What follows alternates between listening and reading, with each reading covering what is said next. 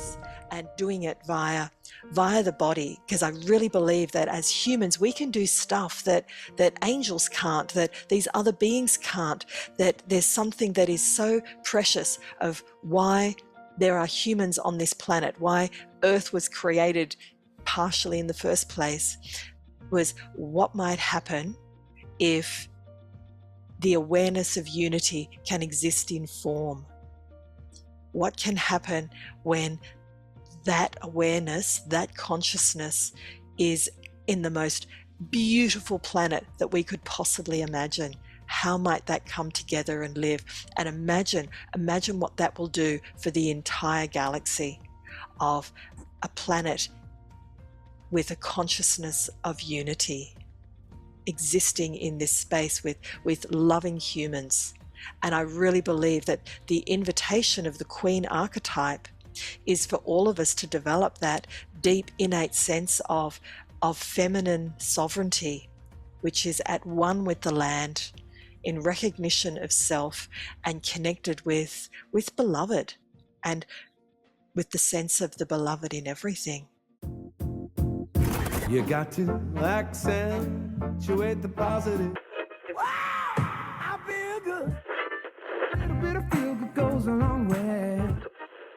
You're listening to Karen Swain, teacher of deliberate creation, accentuating the positive, showing you a way to a better life. Accentuating the positive, it's not just fad, it's sanity. Who in their right mind would accentuate anything else? Clap along if you feel like that's what you want to do. Hello and welcome to another show, Accentuating the Positive with Karen Swain. I think I'm going to sing that every time now. I love that. It's an old church song from the 30s, actually, Accentuate the Positive. They sing it in church. Have you heard of it? It's an old church. Anyway. Accentuate the positive, and I can't remember the rest, but I remember learning it years ago. Negative and don't mess with Mr. In Between. Anyway, yes, great to be with you all for another show.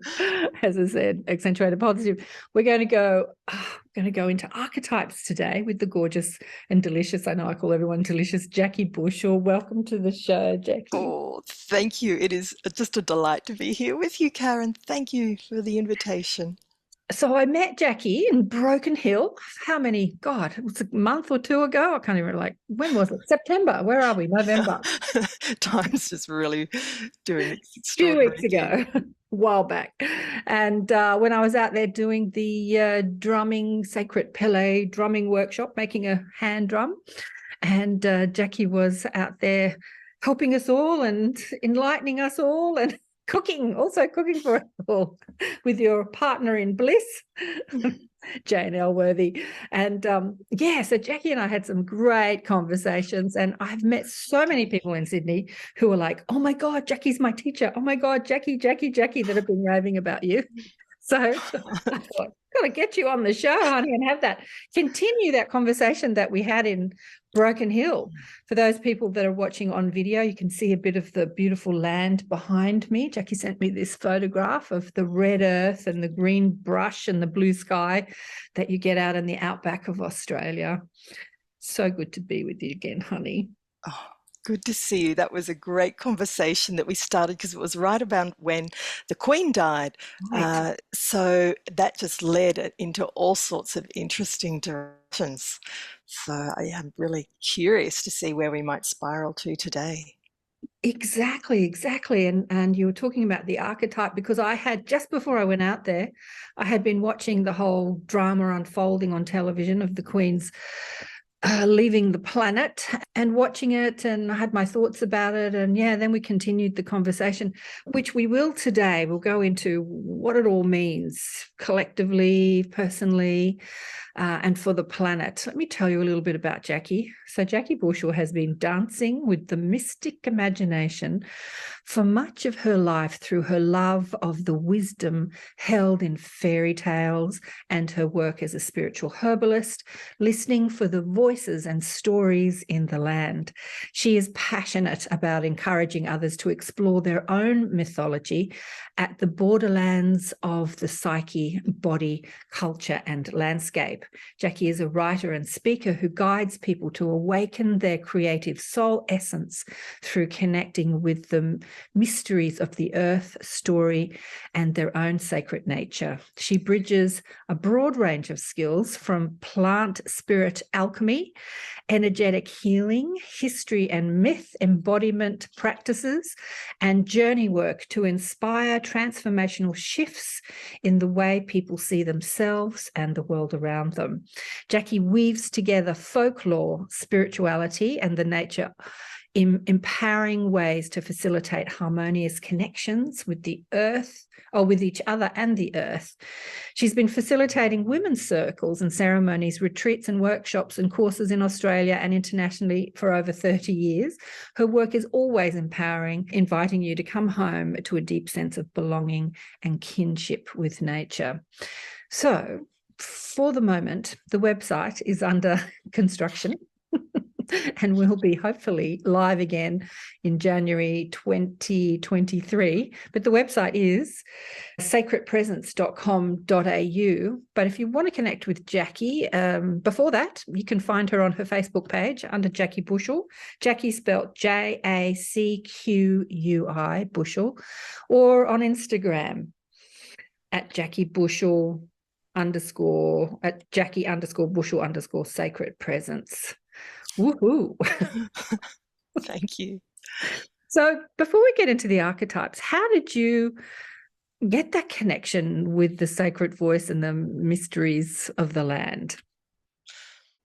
Actually, I think growing up as a very nerdy, unsocialized child, where my best friend was a peppercorn tree, to which I would traipse up numerous books whenever I could and stay up there all day with food and sandwiches and apples and books and occasionally a dog.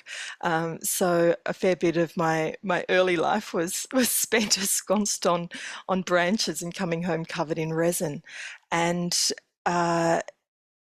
it taught me that friends don't always have two legs, and that friends can have leaves and feathers and hair and paws and claws. So I think initially nature was a refuge for me.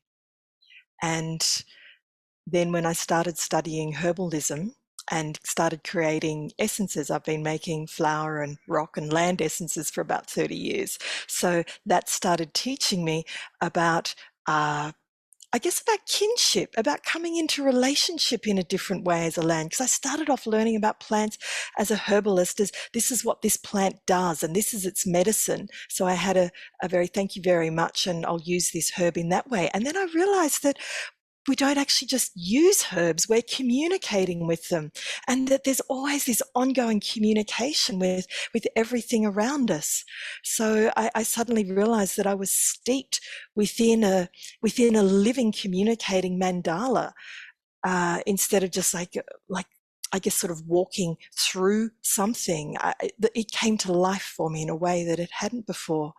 And I realized that gave me a deep sense of belonging and a core sense of self as part of, and as participating within this, and also the way that the land is also participating in me. That was sort of something that's really only dropped in maybe the last decade or so, is learning more about how I am touched and danced with and communicated with. Beautiful. Absolutely beautiful. It's interesting that you found so much inspiration through herbs, through learning about herbs. When I was learning about them when I was in my early 20s, we had to learn all the botanical names of everything, and it just did my head in. So I totally walked away from learning about herbs because of the whole, you've got to get all the botanical names right. And I was thinking, that's not the way I sort of operate, from that, remembering Yes. people's names. I can hardly remember anyone's name as it is, let alone the botanical. And it means you don't know the plant. I get so many herby students saying, well, when would I want to help put someone, get them to sleep? Do I use valerian or passion flower? I was like, well, they're totally different herbs. You don't know them. But when you memorize a list of actions, 25 different herbs can fit into those actions. But every herb, it's like a different being. Yeah, exactly. It's a different being, a different feeling. It's got to be an intuitive thing. It just has to be. I think our education has to change from memorizing actions and names and labels to feeling into feeling how it resonates with you, and communicating with the being within it, like the essence of the absolutely. Yeah, and its One day. relationship with the land. Actually, there's this great quote from Carolyn Casey, who's a fabulous trickster astrologer woman. She said, animism, not a philosophy, it's just good manners. Animism is just good manners. Same thing with herbs. It's just good manners to know who they are and who you're working with. It's like, I want to know who's in my dispensary. And it's about building a rapport and this sense of reciprocity with them. Yeah, exactly. We were having this discussion in the Inner Sanctum. One of my friends, David, was saying, well, we were talking about this with somebody. It might have been with Jane, actually. It was probably with Jane. And we were talking about, like when you go into nature, like talking to nature, like hello, like you're walking into somebody's house. We don't think about that, or entering the ocean, like permission to enter the ocean. Thank you for, receiving me, and like having that open communication with nature all the time, not just trampling all over her and expecting everyone to be okay about it. Yes, it's an anthropocentric sense of entitlement. Exactly. So, is there anything else you'd like to share about your journey? Because I love hearing about people's journeys. Oh, I think you'd need to ask me a specific question. Well, I know that you girls have, during COVID, you moved out to Broken Hill because you were living in the city, and then you moved out to the Blue Mountains, and so you kept getting further and further out. Yes. How's that? And now you're out at Broken Hill. For people that don't know Broken Hill, I've discussed it quite a lot on the show, especially after I came back from there.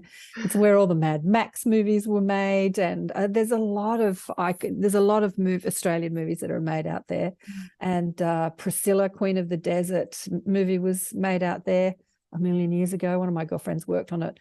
So it's been put on the map because of Hollywood movies, but it's a quite eclectic town. Do you want to? It is iconic and quirky. It's rough as guts mining town on one hand. It's full of arts.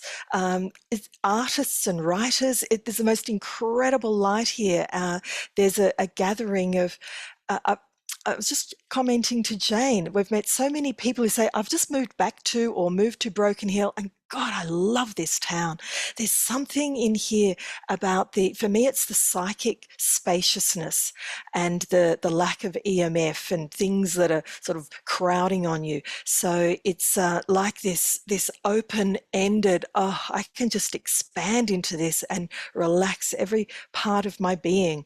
And it's quirky and individual and enough and big enough to have a lot of interesting people around, as well as walking straight out into what you've got behind you and into so many wildflowers and into this dance of light. So I feel coming out here, and after being so familiar with all the plants of coastal New South Wales for so long, I feel like I'm a brand new apprentice again, and that I'm apprenticed to the winds out here and the plants that are growing here. So I've got a very big beginner's hat on out here. No, I don't think you're a beginner, darling. I think that you've been doing this for lifetimes and lifetimes and lifetimes. It's a brand new conversation with. But what's interesting is, because I don't know the plants here, I can't just look at you immediately and say, oh, Eucalyptus globulata. I don't know the names of them. So with that lack of familiarity, it means that I'm really open in a way to seeing them for what they actually are, because there isn't a frame of reference.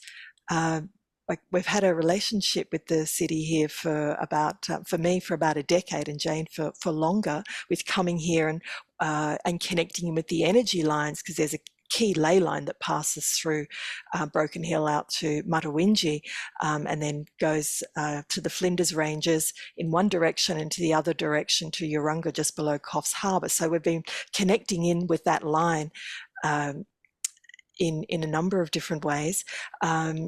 But there's this freshness in how I'm seeing things. So it's a way of taking off blinkers and seeing a little more perhaps of what's true before I have the names. Exactly. Yeah. So let's get into what's been happening globally in our world, because as we said before, when I came out there, it was just after the Queen had left her body, and we were having such a great conversation about what that means archetypically. There was a moment when I was watching all the fanfare on television and enjoying it, and then I hit this thought: it's all got to go. It's like it's all yesterday's news. It's not where we're heading. This whole hierarchical. Anyway, what are your thoughts about it? I've got a whole range of thoughts, because on one hand, I've been fascinated by watching people's response to the monarchy. And part of me is like, what the hell? And another part of me has been watching this is what it's representing on that deeper archetypal level. This is what Elizabeth was anchoring here on the earth plane as an archetype. I get an iconic archetype of queen in many facets of it. She was, well, on one hand, she was anchoring and consolidating and witnessing the breakdown of colonialism and imperialism. Like when she actually took over the throne, one of the things that is so queenish is she said, I am devoted to your service. I'm devoted to the service of my people and our imperial family. And I mean, apart from the incredible harm that was caused by the development of the so-called imperial family, there's this sense of, I realized what's coming through is a sense of unification. So there was one figurehead, a woman who stood for steadfastness and duty and devotion, who generated a lot of respect for her dignity and her poise. And she represented unity through however many prime ministers that she saw. So there's a sense of, here is something, an energy, a being who is above the politics, who stands for something greater. So I'm very curious that this figurehead who held the reins, literally, for 70 odd years is now gone. So there's this archetypal energy that has gone from the world. And for being held stable for so long, I'm curious what kind of chaos will ensue with that, because she held the reins of very challenging aspects of Queen, of that English stiff upper lip, we won't express anything, and that we'll hold in our emotions and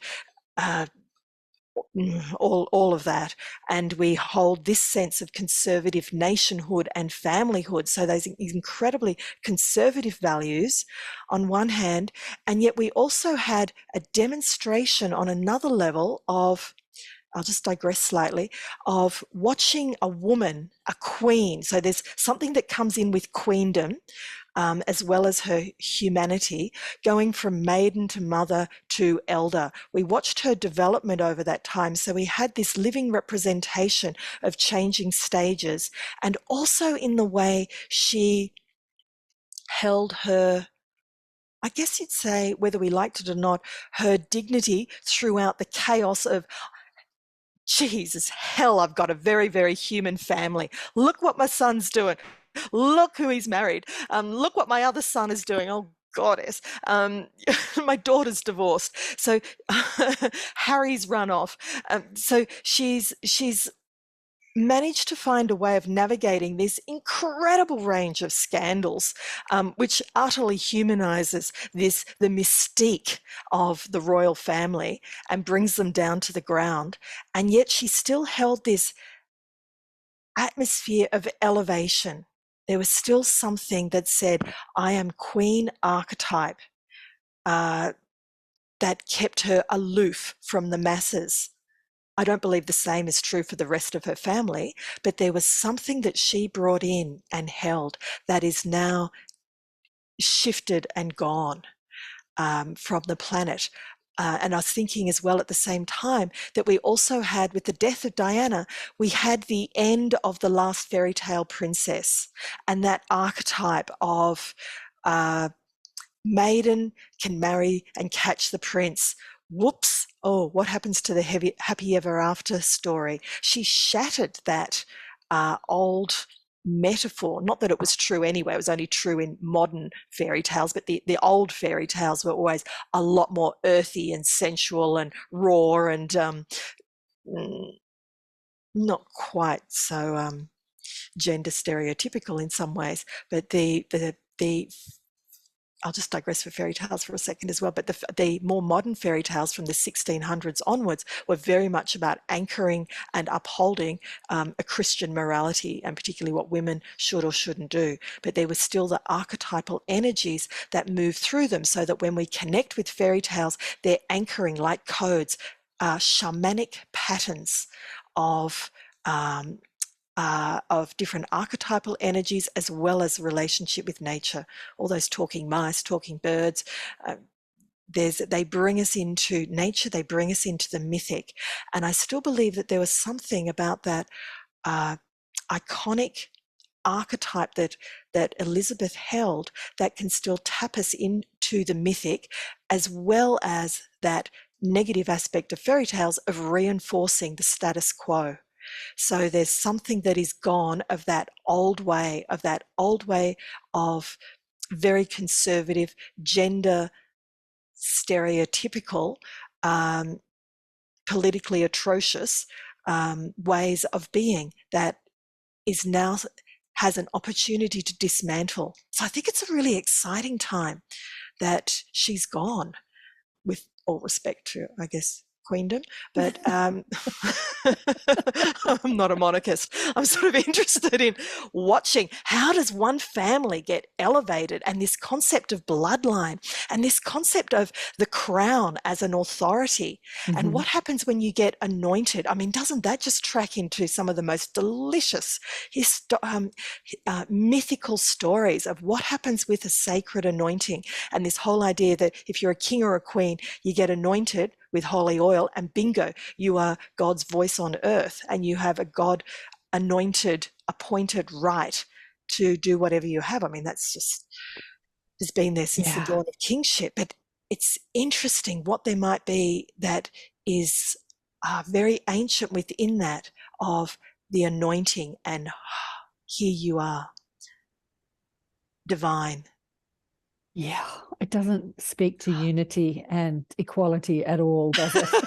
No, it doesn't. But if we take that back to Gnostic and even earlier origins of that true nature of an anointing, like what Magdalene did with Christ, it's that acknowledgement of you are divine in every cell. And like what they were teaching is, how do we recognize that in ourselves? It's purely direct gnosis of honoring. I was thinking about this holiness. Actually, I think it was after our conversation. I think it was after I came back, I think.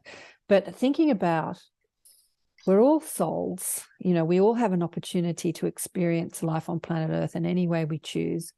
But because of our circumstances and conditioning, we don't all experience that connection to just what you're saying, that anointing, that connection to our divinity. And what if you took every human being that was ever born on this planet and you worshipped them and told them how amazing they are, like you would a queen? Like, imagine a child, when they're born into a royal family, they're told about how you're royal, you're this, you're that. Like, they're given all this positive affirmation, and they're educated, and think about the conditioning.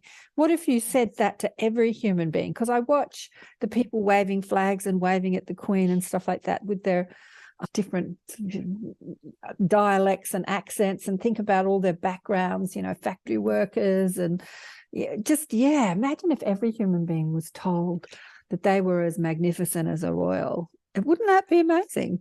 Wouldn't that be incredible? And wouldn't it be incredible as well that, because what goes along with royal is you have a duty to this land. Service. Yeah. And I mean, that can also come with a sense of entitlement, but you have a duty as well, and a duty of care.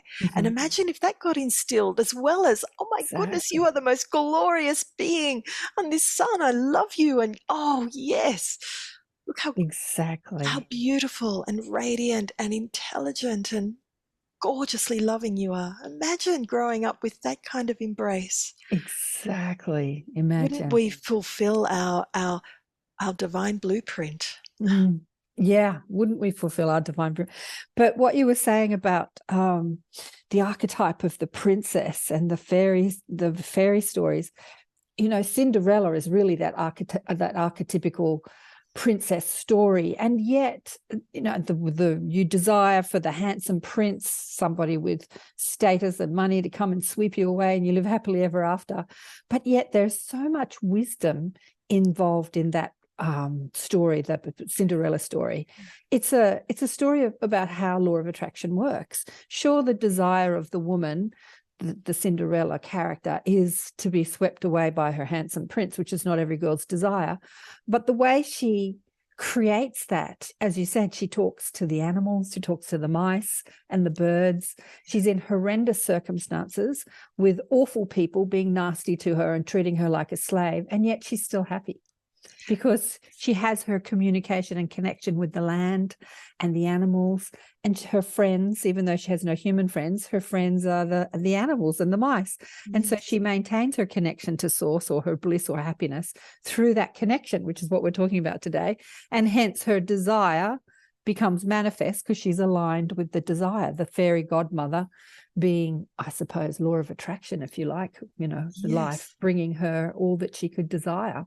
I think it's an amazing story. It's a really, really rich story, that one. It's interesting you bring that up. One in the early versions of that, actually in a couple of the early versions, there's one where she kills the first nasty stepmother, and then she gets an even worse one. And she realizes that, okay, maybe murder's not the best option here. I'd better learn another way. Didn't know about that version. I love that one. It's like, whoops, okay, bugger. The easy option isn't always the best. And in a lot of the older European ones, her mother dies and she grieves for her mother. Dad says, I'll give you a gift, you know, what do you want? And she says, the first twig of the first tree you see when you're out riding this morning. He brings her back a hazel twig, she puts it in the ground, and her weeping for her mother means that the hazel tree grows and it speaks to her. So there's this whole link with the mother's love that continues and rises up through the land. I mean, Earth Mother metaphor there. And the other thing that ties in with it is around, because she's covered in ashes, she's black. So there's also an underground link with the Black Madonnas and some of those older spiritual mysteries as well of direct knowing. And in order for a prince to become a king, he has to meet and to be chosen in a way by the queen of the land. So he cannot become king until this one can say, yes, I choose you. So he has to actually try and find her and track her and to find this one who may permit him to be her consort. So it sort of ties back to old Celtic law as well, or a lot of the older traditions where it was the queen who was the one who was the sovereign of the land always, and that she would pick the king or who would be king if he was worthy. And if he displeased her, then she'd get another one. But he could only rule through her consent. So it's sort of interesting how there's often these really older echoes that tie through the tales. And I still feel that when we hear them, like you're describing and drawing out the richness of the law of attraction and that grace in a greater community, and how do we find ourselves through endurance and perseverance and really tough stuff? How do we find ourselves when we're being humiliated? How do we not succumb to shame? I mean, even in the modern version of Cinderella, like you're describing, there's so much richness. And the path of becoming a queen. I mean, how do you go from being the Cinder girl and dumped on everywhere to find that level of authority and inner knowing and strength, and have that level of core and backbone with a hazel tree at your back to be able to go, yes, I am queen, listen to me, and to hold that. From the Cinder girl to the queen. Yeah, that's the journey, isn't it? Of cleaning up the conditioned programming that happens. You're not enough, you're not good enough, you know, you have to be successful because you're not okay as you are. You're like, you're not a queen. You're the cinder girl. Yeah, exactly. Yes, exactly. And you were saying, I remember you were saying when we were out in Broken Hill that there really hasn't been that archetypical princess since Diana. Like, there are princesses out there. What's the one, the Australian one that married the prince? Oh, Mary, Mary, Denmark. Yes. and then there's, you know, Catherine, who married Prince William, but there hasn't been the same fuss made about them in the media as Princess Diana. She captured people, you know, she captured the media, she captured everyone, and the outpouring of grief over her death. There really hasn't been, there hasn't been someone that's held that station like she did. And yet that same story unfolded. It wasn't the Princess Wonderland story, it was the human story in the role of a princess, depression, and you know, a breakdown of a marriage and adultery, and like, it was the human story inside this. Yes. It's amazing, really, wasn't it? It is. And something bigger as well. There was something in the joy that she seemed to infuse everything with, and there was an immense compassion. So I really feel there was something about that incredible naive innocence. We saw a Persephone story unfold. It wasn't meant to be a Persephone story. She was sort of meant to stay up in the summer lands. So this incredible innocent suddenly thrust into the belly of the underworld and the shadow, and watching how she came through that.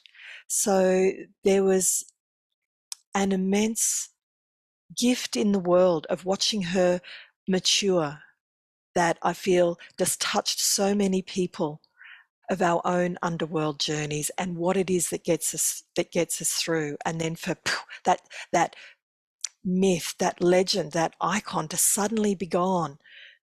We didn't get to see the full maturing of her. Yeah, it's interesting. Yeah, you know, the story of what did get her through ultimately was her devotion to serving people, to serving, like she thrust herself into service. I think there was one of her interviews where she said, somebody's just got to go out there and love people. It makes me cry. But I mean, you know, because it was all about her, you know, her family and her happiness, and her husband and having an affair with somebody else. You know, the whole story and the depression was all about me, poor me. I'm rich and I'm famous and everybody loves me, but I'm so depressed because all I can think about is what's going wrong in my world. And her ultimate sort of delivery into or out of depression was like, got to stop thinking about me and get out there and make a difference. Got to make a difference. Great way of framing it. Yes. Yeah. So her devotion to the service like got her out of that, that depression and bulimia, and anyway, it's all out there on television, The Crown, Netflix, all out there. Yes. So what do you think this means with the archetypical queen energy that it's left the planet? What do you think it means for humanity now? I mean, you said chaos. What are you feeling about Charles taking the reins? Bringing in the energy of a king. I think it's really very soon a bit too soon to say. We've got a sense of Charles as prince and not a sense of him as steadfast authority. I think there'll be a lot of watching of him, and I don't think he'll hold that level of power as a historical authoritarian king. I think some of the mystique has gone because we know so much of his story and it's being broadcast again around the world, that there's a change in the mystique of kingship. So I really believe that there will be something that fills the void, that of what that role of the monarchy has provided, whether that will then devolve to William and Kate, that level of power and respect. I don't know, but it really gives us an opportunity to reflect on, why are we as a culture so what is it in us that we are so needy to have this iconic, super rich conservative family wearing posh, outrageously expensive clothes, that everybody wants to gossip about them, and yet there's this sense of ownership of them. They've got to behave in the right way. We're proud of them. It seems to be the general feeling that comes through, but they've got to do what we want them to do. There's these really mixed messages. What is it in us as a culture that we want that iconic figurehead? And that's been my big question. And I'm wondering if there's something that harks back to a much older memory, a memory in our bones of what it was like when the star beings came down, those ones like the Egyptian longheads, those ones when there's been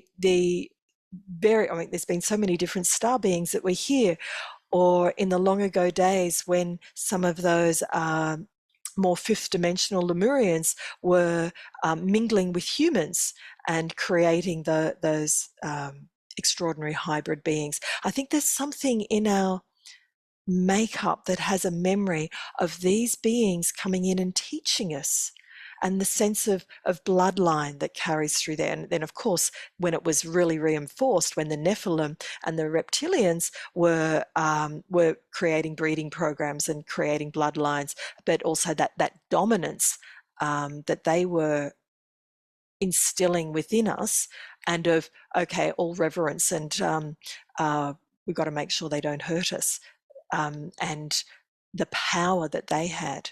So what do you think about that idea of that sense of blood or bone memory of when these ones did teach us? And actually, I remember, just another quick digression, I remember having a past life memory come up, and it was a very clear sense of myself as an Egyptian, or maybe some type of priestess, and we were all instilled in the ritual that we would have to do at a certain time of year after year after year, in preparation for the ones who descended to come. And they would only come once every 100 or few hundred years, but we had to do the ritual in case they came. And I could see how the ritual became religion and became enshrined, even when the ones who would descend stopped coming. Yes. What do I think of that? I think that those beings, like any avatar or any master that walked the earth, came to teach and not to be worshipped. And somehow it got really, really distorted. Yes. And now in the collective unconscious, we are conditioned to worship. We worship politicians and singers and actors, and we keep making them outside of ourselves as something better, something greater, royalty, something more than who we are. And yet 2,000 years later, the teacher known as Jesus said, "You can do all as I have done and more." And that message seems to have been lost, really lost along the way. And we're at a time now we need to take back that majesty and reverence and understanding that those beings, be it the star beings or the rock star or the Jesuses or the gurus, are us. Like, we're all one. We're all the same. Yeah. But our collective unconscious, or our society, hasn't up until now made room for that, because it's been so steeped in hierarchy. Yeah. Yes. How do we unravel it? How do we unravel that level it, of Jacqui? power. There's because our justice system is based on retribution. Most of our cultural systems are based on power, over and under, and in so many ways. I mean, the victim or the perpetrator archetype is just prevalent in our culture, and we're still very much an adolescent culture.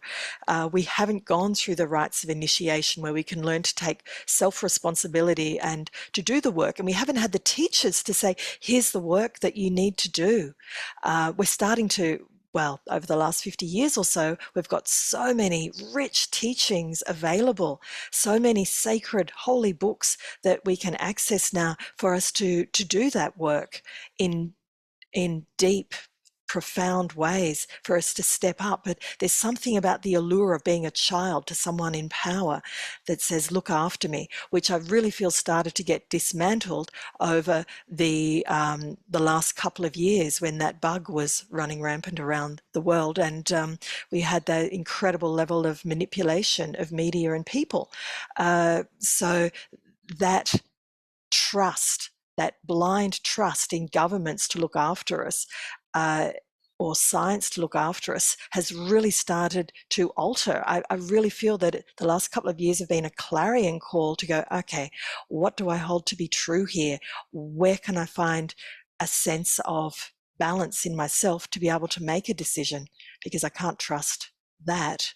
So the call to find our own inner responsibility, and to step up. There's also a really big sense of over these last 50 odd years of the divine feminine rising, particularly since we've hit the 2000s, of this greater potentiality that is arising up through the earth and down from the cosmos. I mean, we're also aware of the different grids that are now being activated, and the codes within us at long last are coming back online. It's like the veils are lifting between the worlds, so that there is so much that we can access, and so much that can now access us at last, so that we can come into what is possible, what the human potential is, this whole ascension process. Yeah. And those amazing beings that you were talking about that were coming in to teach us, thousands of years ago, and were seen as the hierarchy back then, before religion and before, well, I suppose before the royals, the sort of British royals, or before any of it. There's so many incredible beings on the planet now in human form that are so mundane. I've said to people, having been talking to people for like 25 years and met some amazing people, the most cosmic, most amazing people are the ones that look so normal. Yes. So really mundane. And they have, they like, that's what I found. And I was watching a Netflix thing the other night. I shouldn't be spruiking that, but a show on television the other night on streaming called Love on the Spectrum, about people on the spectrum finding love. And as I'm watching some of these beings that are on the spectrum in autism, Down syndrome, and all sorts of things, I'm looking at these beings thinking, wow, look at the master soul inside that body, that we would look like, that the mainstream public would look at and say, oh, that poor dear, they're on the spectrum, they can't get a job and they can't do what other people do. But there are these master souls inside bodies that most human minds would judge, teaching us about our divinity and unity, and teaching us that diversity. Not the queen. I don't know. What do you think? Do you think that a master soul is inside a queen or king's body, or do you think it's a soul that's still learning or unfolding? What do you think? I think that's really very, very individual. I think the potential is there, but as we've seen throughout centuries, they often don't come together at all, Right. except in myth. So I believe that was once true, and upholding, actually just going back to Celtic times, their system of governance, their system of justice, the Brecon laws, they were based on balance, not like us, where our system is based on retribution and power, but on balance. If you did something big bad, then you wouldn't be punished, but you would have to do something to restore balance in the land. So if you were queen of the land or king of the land, then your whole modus operandi was, how do I maintain balance of this land, of the communities, and the community of people, the community of creatures, and the health of the land as a whole? How do we maintain and restore balance? And imagine if that was the key underlying tenet of our culture, the restoration of balance. And that, I guess, would also mean you'd have to recognize what might restore balance or what balance was in the first place. Yeah, exactly. Imagine. And I think that what we can do to empower this is to imagine, right? Instead of Yeah. putting our powerful focus on what is and judging it and saying this is wrong, this has got to change, is to use our powerful focus in that imagination process. Like imagine if our leaders were not in it for the I met a politician here in Sydney. We were having some meetings during the beginning of, like sort of beginning of the year of 2020 when things were going awry, and we were having some secret meetings. People that were bumping up against, some mandates, and politicians and teachers and restaurant owners and all sorts of people. But there was one that was working in Parliament, and we were talking about politicians, and she said, if they're not a career politician, like people go into politics to climb up the corporate ladder, get paid a good salary. They're career politicians. They're not in it to restore balance and harmony to humanity. They're in it for their careers, and I'm like, right, imagine if every politician was, in it for service and not for their career and the bottom line, the salary and the position in Parliament. And yeah, imagine. That's what we can do, is keep imagining that, right? Absolutely, because our intention is so potent, and particularly because the veils are so thin these days, and we're in this window of time of this ascension process right now where what it is that we dream is so darn potent. It's right. I really believe that where our vision goes and where our heart goes, it starts anchoring the potential, anchoring the possibility.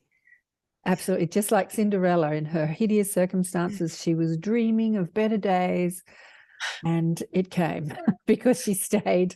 Well, anyway, I don't know about the one where she killed the first stepmother. I hadn't heard that story before. But in the current version, mind you, there's a lot of Hollywood movies that have come out that have made her a badass, like, I'm not going to put up with this shit. I'm going to fight. And I'm like, no, that's not the story. It's not about fighting the corruption. It's about, it's about what we're talking about. It's about staying in commitment to your vision and evoking the energy of what you want, like feeling good. Yeah, staying in commitment to the vision. Yes, there's a level of focus that is their steadfast focus. And isn't that truly so much about what Queen is? That dignity, that focus, that holding of self, and listening for what is most true, right? And what is most true on a bigger level, not just for myself. Because she became a queen. She didn't marry the carpenter down the road. She became the head of state. She became queen of the entire land. So how do we anchor that focus for the benefit of all that is?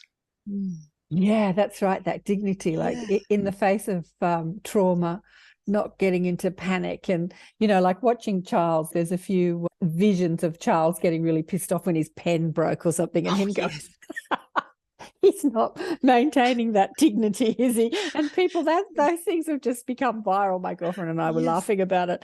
But yeah, no matter what, no matter how much bad press she got and people said kick her out and all that sort of thing, she sort of maintained that dignity. We could all take a leaf out of that book, couldn't we? Yes.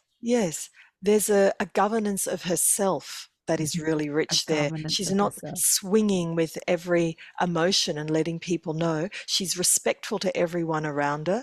She considered what will be the best thing here according to her law, and then responded.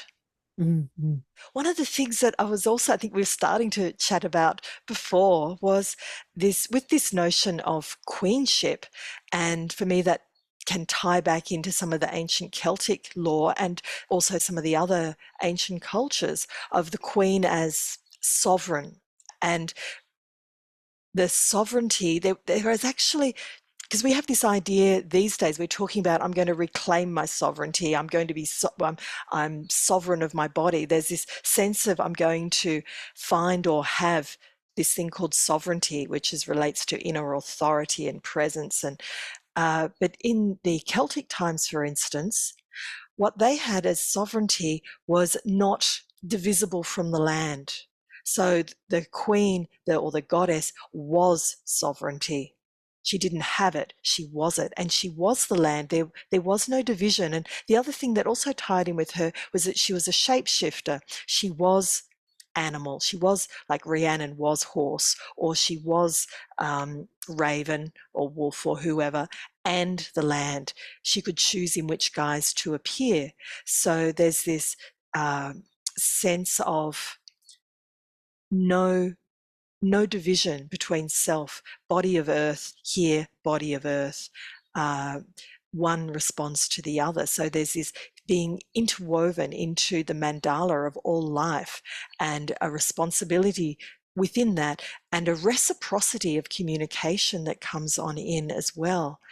And one of the I guess, thinking of the Celtic queens, they were usually of the fae. They were as in FAE, not fairy, as in little tree fairies or nature spirits. The fae, or the shining ones, or the she, which is written SIDHE, the she in Celtic terms, were the ones who descended to earth. So there's stories about them that relate to them being Pleiadian, and that they were like the guardians of earth, that they were the ones, or some also refer to them as the higher, I don't really like the word higher as a hierarchy sense, but the greater elven race, or the ones who came down and taught. So the fae helped maintain, or rather, maybe not necessarily helped maintain, they did maintain the abundance and fertility of the land.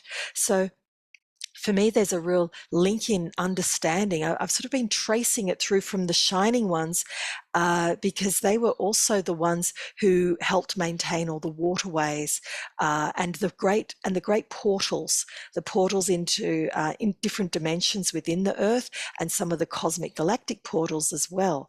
So we always had a feminine guardian there, like the maidens of the wells or the ladies of the lake, the shining ones who would guard these sacred gateways, and they poured their abundance through them into the world, which that also ties into the Grail myths. So they would either have a cauldron or a horn of plenty, and anybody needing hospitality would go to them, offer them their heart and respect, and say, I need to eat, I'm hungry. And they'd say, here, what do you want? Okay, you don't like this. Oh, here you go, try that. And they would just shower. There was this mutual love and respect. And it was like the amount of vitality that flowed into the land. The veil wasn't there. What happened was that in the breaking of the fairy accord, which was when the ladies of the lake, or these guardians of the waterways, the guardians of the mountaintops, or of the caves, when they started being raped and murdered, all bets were off. The accord between humans and the shining ones and the fae was broken. There was distrust.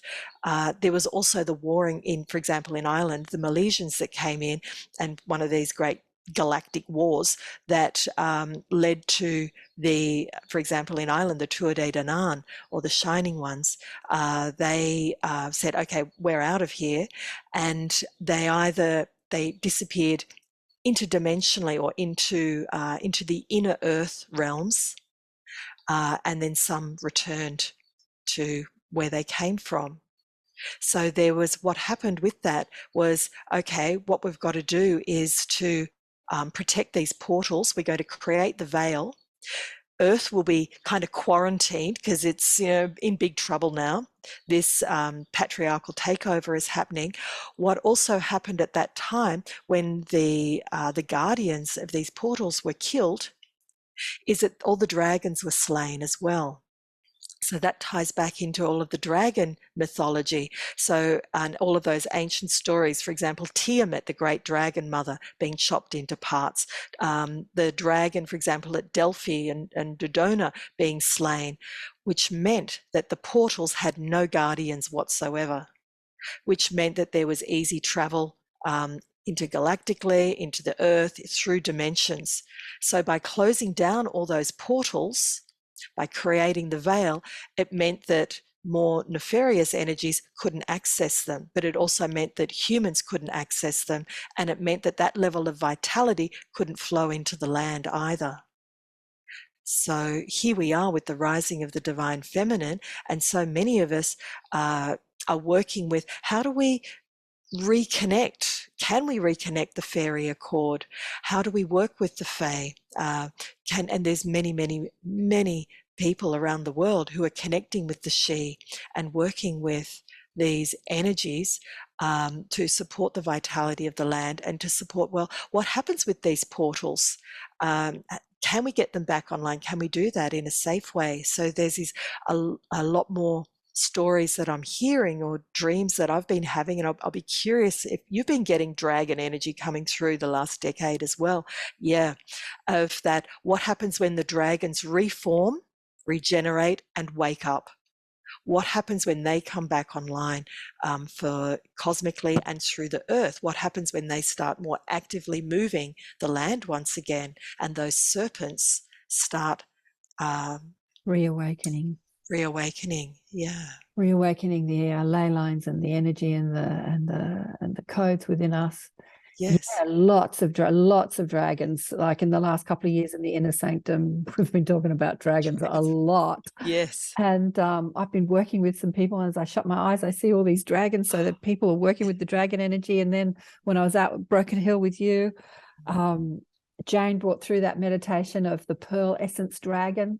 So the pearl essence has also been an energy that's been with me basically since the beginning of the 2000s. I've got a good friend who is a 5th generation pearl dealer, and I started tuning into the pearl essence energy around, you know, him being around pearls all the time, and then the dragons, and yeah, it's amazing. But what you're saying, have you written a book, Jacqui?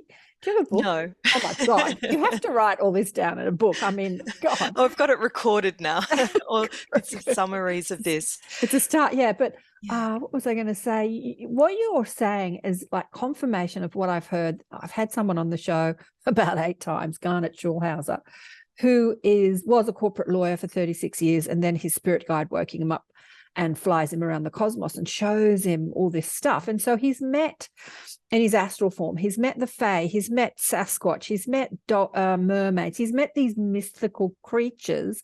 And what shocked me was that because I knew that what he was saying, I mean, this conservative, you know, corporate lawyer couldn't have made this stuff up. He didn't have the imagination. I'm sorry, he just didn't. Yes. So I knew that what he was saying was absolutely truth, but he awakened my understanding that all these mythical creatures are real.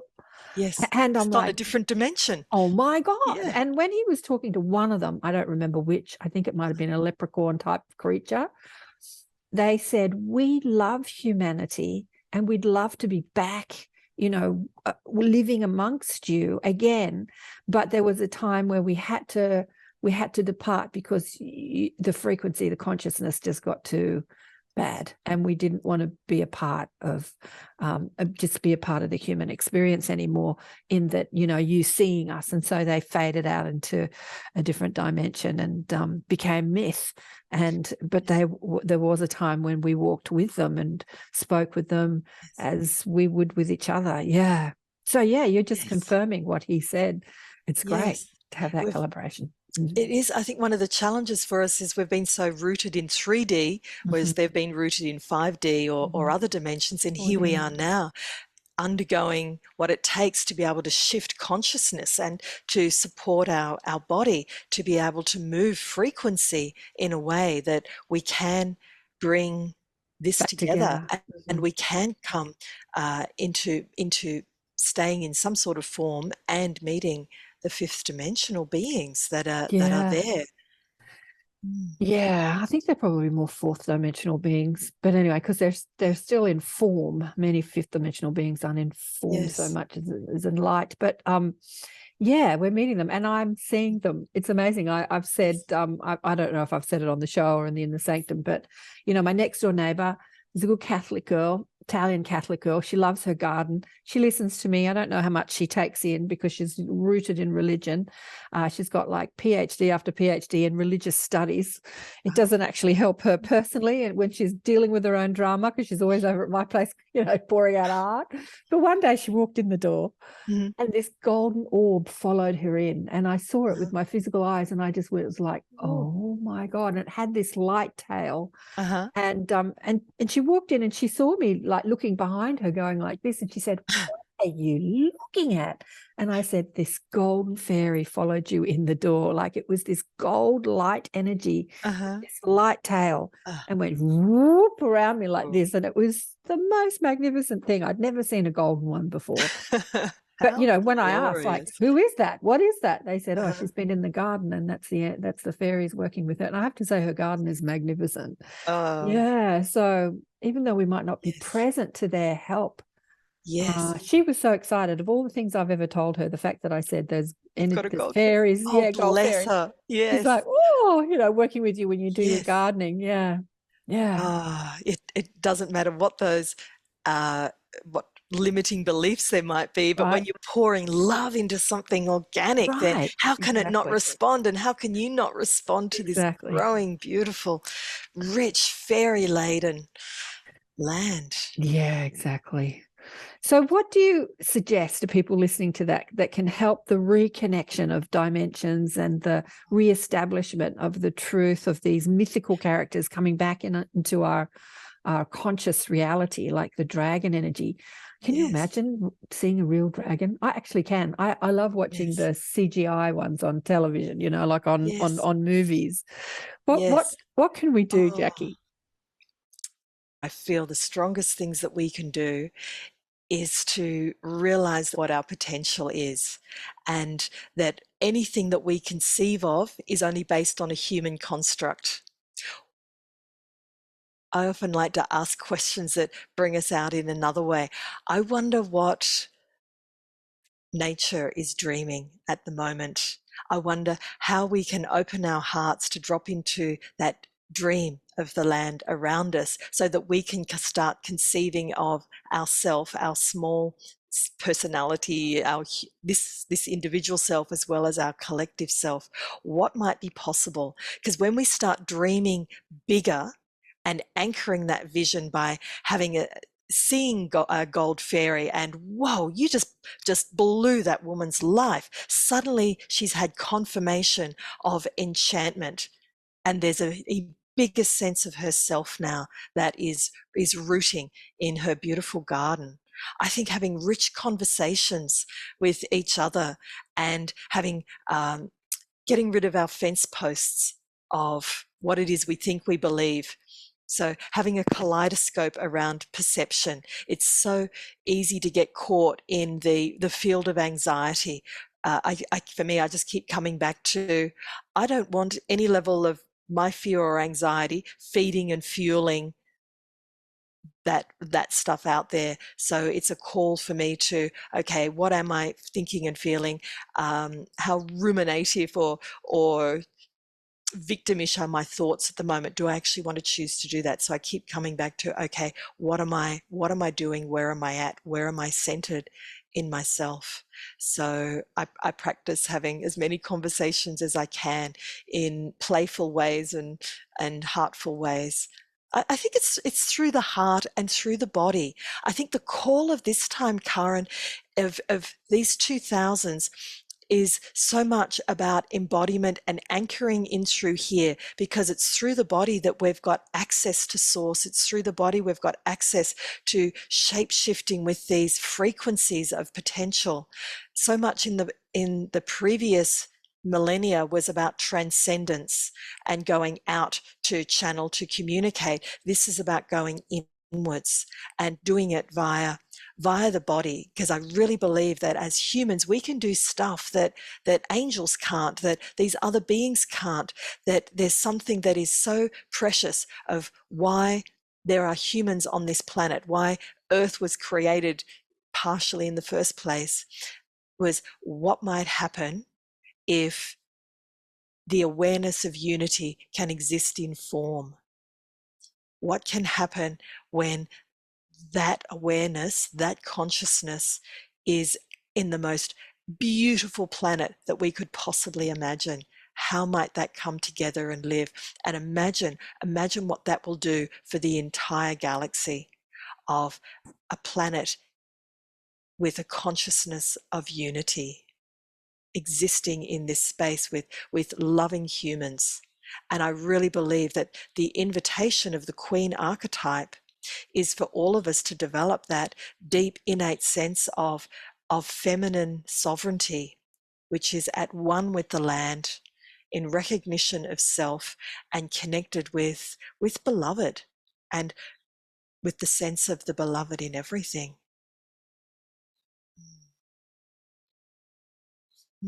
Oh, yes, that's my vision. I just let that sink in. Yeah.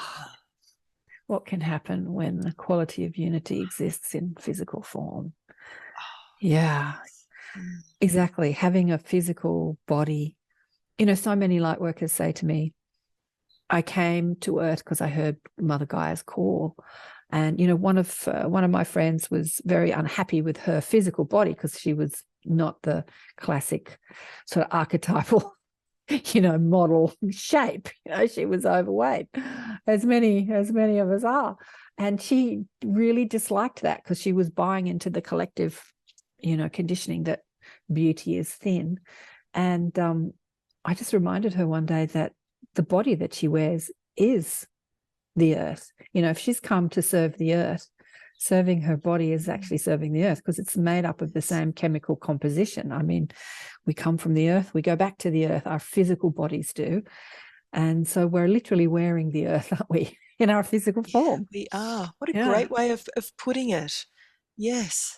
Yeah. I mean, how can we truly care for nature if we're self-loathing? Right. How can we extend a level of care when there's that in our being? And isn't that just one of the biggest things, like the shame or the low self-esteem that is anchored, right, in so many of us? Exactly. Yeah. So to deliver our service to her is to love our physical form as much as we love the earth. Yeah. And there are fairies of the body too, right? I see them all the time. Just like there are fairies of the plants, there are fairies of the body. Yes. Yeah. That are serving the body. What did Tanis call them? The body elementals, she called them. Tanis Halliwell, who's a beautiful Canadian teacher. Oh, you'd love her. I should introduce her to you gals.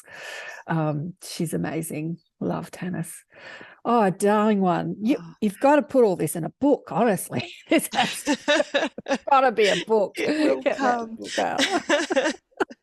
It's been such a delight and a pleasure to speak with you today. And there's lots more to say, but I think we'll leave it there. Just that message of embodying unity in physical form. Yeah. The angels can do so much, but without a physical form, they don't have as much impact in this physical dimension as someone who embodies those same frequencies wearing that physical form. Yeah. That frequency of physicality. Yeah. And imagine if we could all fully allow in the level of support that they're offering. Imagine. Yeah. Staying connected to the help that's provided. Yeah. Yes. Yeah. Oh, beautiful one. Thank you so much. Pleasure talking to you. And I'd love to hear any comments from anyone, because I feel it's so rich to be able to extend these conversations. Yeah. Well, let's do it again. I'll get you into the Inner Sanctum, which is the group, you know, where you can have, where we can have that interactive conversation with the people that are joining us on the group, and keep the conversation going next year. And more from Jacqui Bushell. Thank you for all that you do, Karen. You're a gorgeous gem. Oh, darling one. So are you. Thank you. And thank you so much for looking after us all so beautifully. As I said, Jacqui was the chef, the cook for our week in the desert. and then you were teaching, and then That's right. And then Jane Jane was cooked for mine. chef. We've got a few different hats. Got a few different hats, but it was funny. I was having a chat to her name escapes me, as I say, me and names, they slip out of my mind. The beautiful girl that had her birthday a couple of days before me. Oh, yes. And she was saying how she couldn't be a vegetarian or a vegan because she just likes her meat too much. And then you made the most delicious vegan I did the thing, yes. Yes. and sang both of us happy birthday. Everyone sang. And I thought that was so funny. That he was telling me the day before that there's no way she could be a vegetarian or a vegan. And then this beautiful cake came out that was vegan. It was so funny. Oh, we just keep turning the kaleidoscope, don't we? Isn't it funny what we get attached to? Yeah, exactly. Oh, but I the know. cakes were amazing. I tell you what, I could come out and get some cooking lessons from you on. Come on out anytime. Yeah, on the vegan, you made vegan, like with cashews, you made vegan butter and vegan lasagna and all sorts of things. You're a better vegan cook than me. And I'm the one who's like, I don't actually call myself a vegan, I call myself a megan, which is mostly vegan, because I do eat things that are not on the vegan spectrum, but I do my best. Because I do believe that that's in service to the planet, actually. Yes, and also just listening to what's in service to your body. And I know my personal needs changed enormously once I hit menopause, and I had to choose, okay, do I keep my health or do I choose to eat organic beef here and there and keep my blood levels up after 3 years of desperately trying and putting iron down through every route. Listening to how your body's functioning. Exactly. Okay, Thank you again, darling. Thanks again. Okay, bye. How gorgeous it was to speak with Jacqui about all those things. I hope you got a lot out of that. I know I did. It's interesting that we just bip along and we see things in the mainstream media about things that happen in the world, but we don't really think about how it's impacting us collectively through the archetypical structures and what it all means. And Jacqui thinks so deeply about all this, bringing in the elemental world, the nature kingdom and the ET kingdom. We're all connected. It's all connected. What an amazing conversation. I hope she writes a book about it. Honestly, there's so much more to that conversation than the two of us had today. It would be gorgeous to read more about how she's weaving it all together. Amazing. Hope you enjoyed that. What did you think? I'd love to hear your comments about what you think about what's been happening globally in our world, and as we move into a new experience. A few timelines on offer, I feel. There'll definitely be some timelines where there'll be more of the same as we keep focusing on what is and recreating it. But the ones that don't keep focusing on what is and keep your focus and your powerful attention on a new way of living, where governance and leadership is more unified and communal rather than hierarchical, and balanced, as she said. And as we keep dreaming of that, we'll create it. As we keep feeling as if it is happening, like, where's the balance in your own life now? Where is the governance within yourself? Like, where is your sovereignty? Are you looking outside yourself for people to tell you what to do, or are you listening to the inner wisdom within? And like with the Queen, I remember learning this as a girl and finding this really fascinating. The reason that she says we, I don't know if she said it later in life, but we, I remember asking my father, why does the Queen say we? And we stands for God and I, because she is supposedly in constant communication with God. And so when she speaks, she's speaking for God. Apparently, that's how it went. I remember hearing that when I was a girl. And I'm like, oh, right. But really, that's all of us. That's not just the Queen. It's like we're all an extension of that magnificent energy that we have labeled God. And so we're all in communion with that same brilliance and divinity within us all the time. And so we could all do the royal wave and say, we.